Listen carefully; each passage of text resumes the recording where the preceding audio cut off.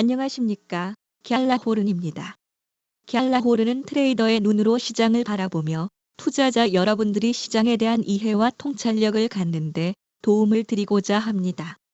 유로 달러 통화상은 1시간 차트에서 120일 지수 이동 평균선의 지지를 받으며 반등을 모색하고 있습니다.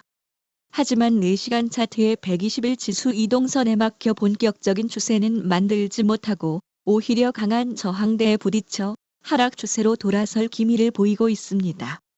1시간 차트의 120일 지수 이동선이 지지선으로 작용하고 있지만 앞으로도 그러할 것이라 확신할 수 없는 만큼 좀 더 큰 시간대 차트에서 유로 달러의 흐름을 분석할 필요가 있겠습니다. 4시간 차트에서 유로 달러는 120일 지수 이동선에 가로막혀 있음을 확인할 수 있습니다. 단기 상승 추세선을 따라 상승하던 유로 달러는 120일 지수 이동 평균선에 막혀 조정을 받고 있는 모습입니다. 유로 달러가 상승 추세를 이어가더라도 조정을 피할 수 없을 것으로 보이는 만큼 이에 대한 대비가 필요하겠습니다. 일간 차트에서 유로 달러의 20일 이평선 돌파는 지지부진한 모습입니다. 이곳을 가뿐히 통과하지 못하면 유로의 추세는 다시 하락세로 돌아설 가능성이 높아집니다. 유로 달러는 20일 이동선에 가로막혀 정체된 모습을 보이고 있는데 더구나 이 부근은 지난번 유로 달러를 받쳐주던 지지대가 지나가는 곳입니다. 지지선이 저항선으로 바뀌고 유로 달러는 이곳을 통과하지 못하고 있는데 유로 달러의 상승에는 그리 좋지 않은 신호입니다. 유로 달러가 조정을 받으면 1.06대에서 반등을 기대하고 이중 천장형 패턴을 그려볼 수 있는데 이는 시장이 유로에 우호적인 경우에 생각해 볼 수 있는 시나리오로 현재에서는 무작정 낙관론에 기대기 어려운 형편입니다. 보수적인 포지션 운용이 필요한 때입니다. 지난 15일 발표된 미국의 1분기 GDP 속보치는 시장이 예상한 연 2.4% 증가를 크게 밑도는 1.6% 증가에 그치고 인플레이션은 여전히 진정되지 않으면서 경기 침체 속 물가 상승 현상을 뜻하는 스태그플레이션을 경고하는 목소리가 잇따라 나오고 있습니다. 스태그플레이션 가능성에 대해 UBS의 글로벌 자산운용 투자 이사 마크 해플리는 한 가지 지표만 갖고 우려되는 것이 아니라 스태그플레이션에 대비를 하지 못하고 피하기 힘들다는 것이 문제라고 말했습니다. 이번 GDP와 PCE 물가 지수에 대해 개인 자산 관리 업체 CIBC 프라이빗 웰스 US의 CIO 데이비드 도너베디어는 기대 이하의 성장과 기대 이상의 물가 상승이라는 최악의 보고서라고 평가했습니다.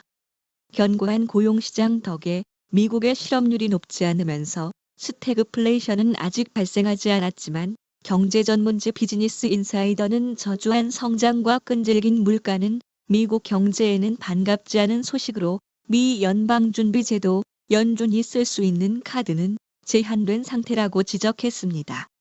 제이미 다이먼 JP 모건 체이스 최고 경영자는 현재 미국 경제에 대해 신중한 태도를 보이면서 인플레이션 장기화 가능성과 함께 스태그플레이션이 발생할 수 있어 걱정이라고 한 인터뷰에서 말했습니다. 다이먼 CEO는 스태그플레이션이 발생해도 1970년대와 같이 심각하지는 않을 것으로 예상했습니다. 하지만 GDP 결과를 놓고 스태그플레이션을 예상하는 것은 지나치다는 지적도 있습니다. 미국의 헤드라인 GDP 성장률은 내수가 엄청나게 강하면 오히려 낮게 나올 수 있다는 것입니다. 미국은 만성적인 무역 수지 적자국이기 때문에 내수가 강하면 수입이 늘어서 GDP 성장률에는 마이너스로 작용할 수 있기 때문입니다.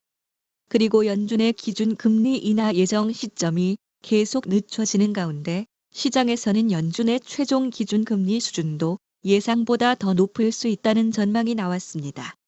월스트리트 저널은 현지 시간으로 28일 그동안의 초저금리 시기는 끝났다고 보면서 기준금리가 인하되더라도 물가 상승이나 하락을 야기하지 않는 이른바 중립금리가 더 높을 것으로 내다봤습니다. 중립금리는 경제 여건을 기반으로 추론하는데 연준이 2018년 말 기준금리를 2.25에서 2.5% 수준으로 올린 뒤 연준 인사들은 저성장 저물가를 근거로 중립금리가 그 이하일 것으로 판단해 왔습니다. 하지만 연준이 지난해부터 기준금리를 2001년 이후 최고 수준인 5.5%로 올린 뒤 시장에서는 중립금리가 그보다 높을 것으로 보는 견해가 지속적으로 나오고 있습니다.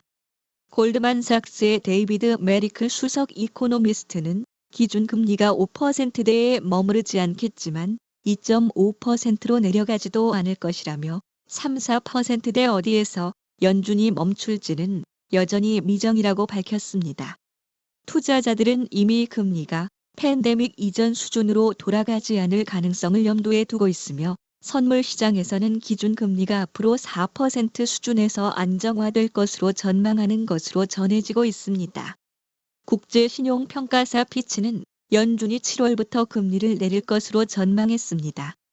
세계 경제가 둔화하면서 미국의 올 성장률도 둔화할 것으로 예상되기 때문입니다.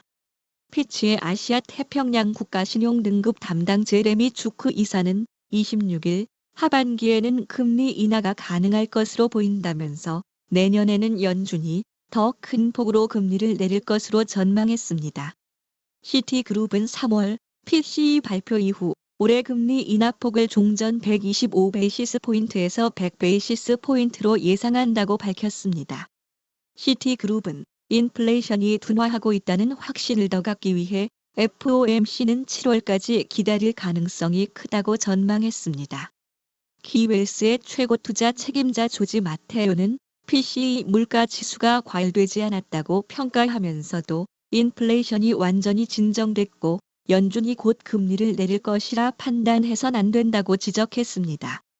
그는 금리 인하 기대는 여전히 유효하지만 확실한 것은 아니라고 강조하며 연준은 금리 인하 확신을 갖기 전에 노동시장 둔화를 확인하려 할 것이라고 덧붙였습니다. 한편 유로존 최대 경제 규모를 갖고 있는 독일이 경제정책 부재로 산업 공동화에 빠질 우려가 있다는 분석이 나왔습니다. 국제통화기금 IMF는 최근 독일 경제 성장률을 G7 가운데 최하위인 0.2%로 전망했습니다. 유로존 전체 경제 성장률 0.8%보다 낮아 독일의 부진이 유럽 경제의 발목을 잡고 있다고 일본의 니케이는 지적했습니다. 앞서 독일 경제는 지난해 0.3% 역성장한 바 있습니다.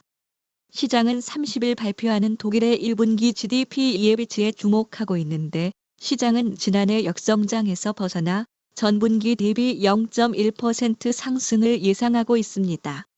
그러나 독일 경제가 지속적으로 개선될 조짐은 아직 보이지 않는다는 지적입니다. 독일 정부는 경기 회복을 예상하지만 최근 2월 독일 소매 판매는 유로존에서 하락폭이 가장 큰 전월 대비 1.9% 감소를 기록했습니다. 갤라호른에서 제공하는 보고서는 참고용으로만 활용해 주실 것을 말씀드리며 투자에 대한 책임은 전적으로 투자자 자신에게 있다는 점을 유념하시기 바랍니다. 도움이 되셨다면 구독과 좋아요 부탁드리겠습니다. 지금까지 갤라호른이었습니다. 감사합니다.